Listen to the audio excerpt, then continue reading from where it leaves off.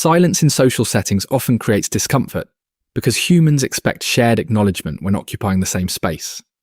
That discomfort grows when people assume conversation must be clever, impressive, or perfectly timed to be worthwhile. Small talk exists to reduce uncertainty, signal safety, and create a low-risk bridge between strangers. When ignored, people fill silence with negative self-judgment instead of neutral curiosity about others. Over time, avoiding conversation reinforces anxiety and creates the illusion that connection is rare or difficult. Social confidence erodes not from failure, but from repeated withdrawal before interaction even begins. Imagine a conference hallway where people stare at their phones to avoid eye contact rather than exchange simple observations.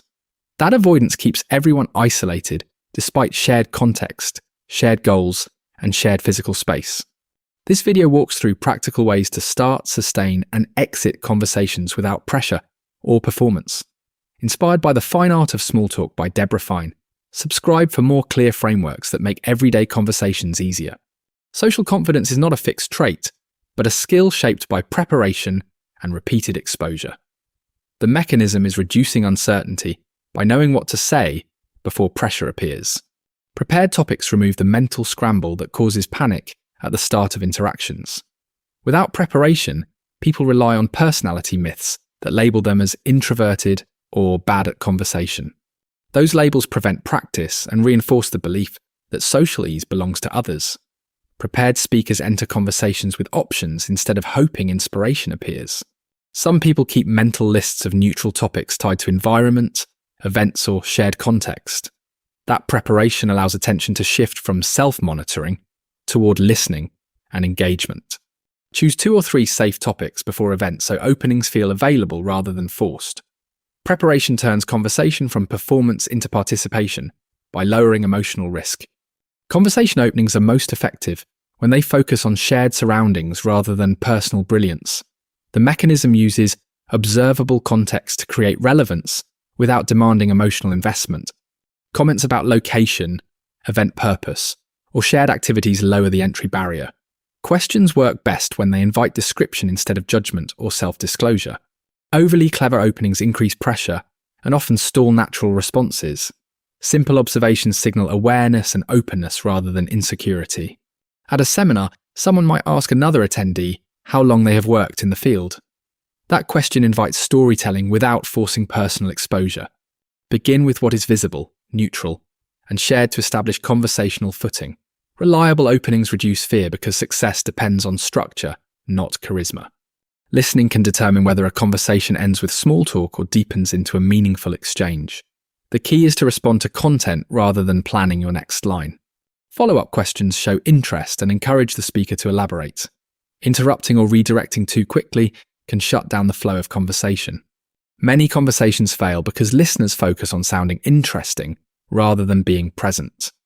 Effective listeners reflect key words and themes back to the speaker. Mentioning travel can be followed by asking what made that experience memorable. This shows attention without changing the topic abruptly. Practice pausing briefly before responding to allow for fuller understanding. Subscribe to learn more listening techniques that make conversations feel natural instead of forced. Conversations often stall when topics become overly negative, repetitive, or one-sided. The mechanism for recovery is gentle redirection rather than abrupt topic changes. Neutral transitions help shift the tone without signaling rejection. People often tolerate discomfort for too long out of politeness. That tolerance drains energy and increases avoidance of future interactions. Redirection preserves rapport while restoring balance. If complaints dominate, shifting towards solutions or shared experiences can reset the exchange. Humor and curiosity both soften transitions when used lightly. Notice energy levels and guide the conversation before frustration builds. Skillful steering protects both participants from social fatigue. Ending conversations causes anxiety because people fear appearing rude or dismissive. To signal smooth exits, express appreciation before departing. Clear closing phrases reduce ambiguity and social tension.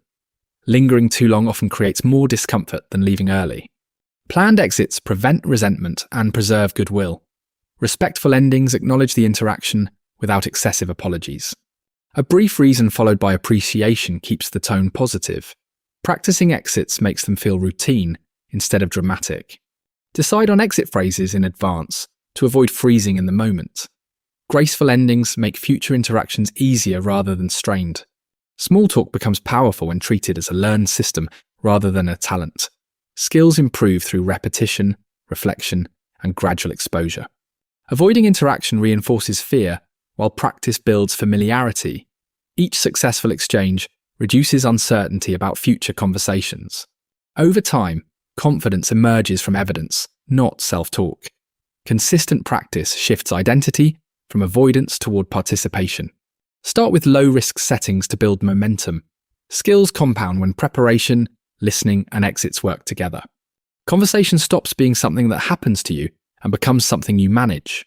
Subscribe for continued guidance on turning everyday interactions into confident social habits.